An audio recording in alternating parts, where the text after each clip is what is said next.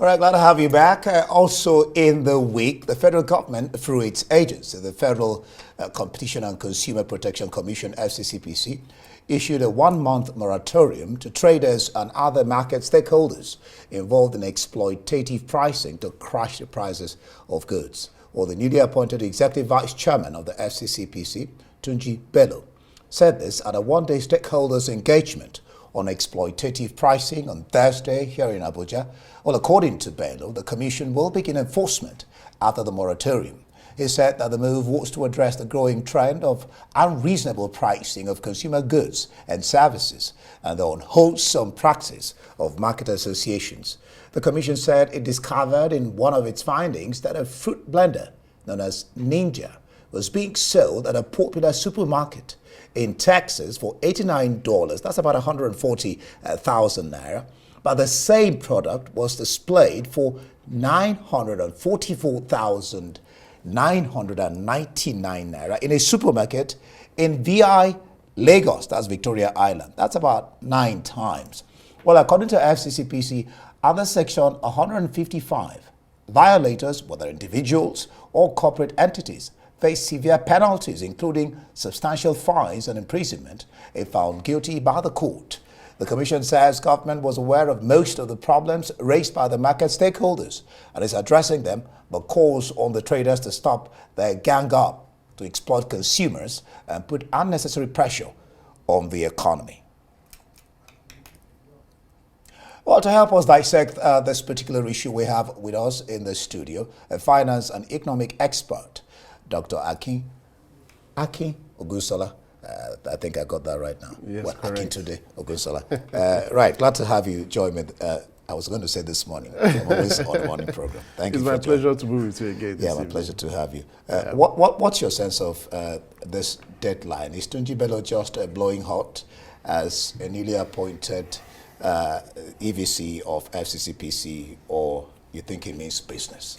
Yeah, I think it means business actually, because it's actually too much of what the consumers in Nigeria are actually facing. The consumers are facing high level of inflation and persistent, rise in prices of goods and services. Yes, I agree with the Mr. Tunji Bello for that statement, but I think he needs to do more and possibly start from the top. Now, what do I mean by starting from the top? He is majorly focusing on supermarkets and markets, traders, but what about petroleum products? What about diesel? Consumers are on a daily basis cheated on the price of petrol. Some persons buy at 617, some persons buy at 678, some persons buy at 700, 800, different prices. And it is not hidden. And the FCCPC is not doing anything about that. And that is a very major, price determinant of goods and services. Petrol, diesel, gas, they are major factors that determine price. What about electricity? Are consumers not cheated on electricity? Some persons are charged exorbitant prices. They call it ban A, ban B, ban whatever ban. And people are being given exorbitant prices. How do they fix the price of electricity? I think he needs to go beyond just food. Yes, let him start from there. But I think there are major factors that determine those prices. The price of electricity, we'll get the there. price of petroleum, the minimum wage of salaries of staff in those businesses are going to be increased. Then there are a lot of other corruption underground. You said to market traders before you enter the market, you said to pay all forms of minor taxes. So these are the issues. Right. Well, it's I don't know what to say, mind blowing or. When I read this thing, it's not even anger. I think it's, I couldn't just place it. How somebody could, a product that sells for $89, that's about 140,000 naira in Texas, USA. Somebody's selling it at 949,000 naira here. That's wicked. I think that's the way to describe it. But what's the possibility of the modalities? I mean, I'm sure he's listening, and somebody who knows him is listening. So he's taking what you said, which is a very good case, about start at the top, What's the possibility, the viability, if you like, of enforcing these penalties? Or this penalty could go to court, you could be fined, you could be jailed and all that. What's the possibility? Yeah, I think the possibility is just, it's going to be just for some few places. Because I feel that the FCCPC does not have enough manpower to cover the vast markets we have in Nigeria. We have a lot of markets in Abuja, in Lagos, all the states of the country. So if we are only talking of markets in Lagos and Abuja, they should go to the market in Yobe State. They should go to the market in Kaduna, in Kano, in Sokoto. What is happening there? It is not only Abuja and Lagos that they are fixing prices. Prices are fixed all over the nation. And the excuses that these traders give, they give the excuse of the exchange rate is going up, excuse of insecurity, excuse of price of petrol. How much do they sell petrol per liter in Sokoto State? Or a diesel, or even the electricity tariff, and then a lot of other costs associated. There are road taxes, illegal, how do you put it now? Illegal roadblocks that these trailers that are, conveying food items, we just need to drop something before they pass. So how do they control all that? All that. So those are the reasons that these traders actually give. Apart from the corruption, yes, there's a corruption. He said there's a gang up by traders he mentioned it, yeah, to actually, cheat the consumers. Yes, that fact is known. They buy it cheaper, and before that product enters the market, you have to go and settle this, pay, this tax. The trailer, before they offload it, they must go and pay some fine or some taxes and all that. So they put all that into consideration. The rent of those stores, the landlord of those stores have also increased the rent, claiming that there is inflation and all manner of reasons. Well, recently, the bishops / archbishops they had a conference requesting Nigerians to be honest and stop lying. I'm saying this because Bello said he even said this is not about trying to force anybody, but trying to appeal to you, before the 1 month. So he's appealing to the consciences of Nigerians. So what do you make of that? Can we ever get to a place where people will try really to be honest and not lie unconscionably, and then again unconscionably raise prices to make, what do you call it in profiteering? Yeah, profiteering. Yeah. So, well, that's why I said in my introduction that it should start from the top. When we see that the price of petrol at the filling station is actually fixed, you can wake up from your house any day, anytime. You can say, okay, this is the price of petrol I'm going to buy. Then you can plan. Then you can plan. Or this is the price of diesel that I will buy today, for production. Then you can easily plan. But when you wake up, in fact, once you wake up, you just discover there's no petrol, there's scarcity. That's another thing altogether. That's another thing. So you begin to look for black markets to actually buy, and they will sell to you at... Which increases your overhead. It increases your overhead. So these are the factors that causes this hike. Notwithstanding, yes, his own argument is that, yes, there are factors that determines this hike, but people are now taking advantage of it and, pushing it overboard. Yes, those ones are there. They need to curb that. But just like I said, they should start from the main things that actually determines the price of a product. Now, somebody selling tomatoes, for example, tomatoes is not imported. Nigeria is the third largest producer of tomatoes in the world. Despite that, maybe over 60% of it rot away because we don't have, storage system. So tomatoes supposed to be something, so common. I remember the price of tomato was hitting the roof. Sometime it became an essential commodity. Of course, tomatoes. It became gold. Of course. So what actually made the price of tomatoes to start touching the roof? Well, I'll tell you, because the platform for market stakeholders, they voiced their concerns because they came for the meeting and they spoke up. They talked about the insecurity, high transportation costs, of course, which we've been talking about here, multiple taxation. They talked about high charges on imported goods, at the port, cost of trailer load. In fact, one of the traders said a cost of trailer load of tires, Lagos to Abuja, used to be 450,000. but now it's about it's about 1 million plus. Yes, over 1 million. So, I mean, government should be able to address this, particularly that of insecurity, and of course, all this. So That's just what I'm saying. So the FCCPC just wake up and say they are increasing the prices, and cheating Nigerians. What about the factors that make this price to go, to actually go up? So they should actually do that. The legal luminary that we have in Nigeria, Mr. Falana, sometime 7 months ago, took federal government to court on fixing the prices of milk, bread, petroleum, bicycle, based on the Price Control Act. And the court ruled that government should fix these prices within 7 days. We are in 7 months now. Prices are not fixed. Well, can government even do it? Do they have the moral suasion to be able to do that, seeing that in quarters the complaint is about their policies, particularly this present government, the policy of floating the naira, the policy of subsidy removal, which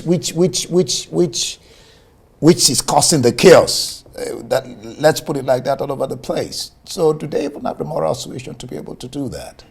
Yeah, I think the moral suasion will be difficult because everyone has one reason or the other, one excuse, just like I'm telling you from the top. Let the price of petrol be fixed. Yes, if it is 617, let it be 617. Let's even say it. If it is even 700, let it be 700. Not that you go to some places, you see 900, you see 1,000, you see 1,001. FCCPC, are they not seeing that?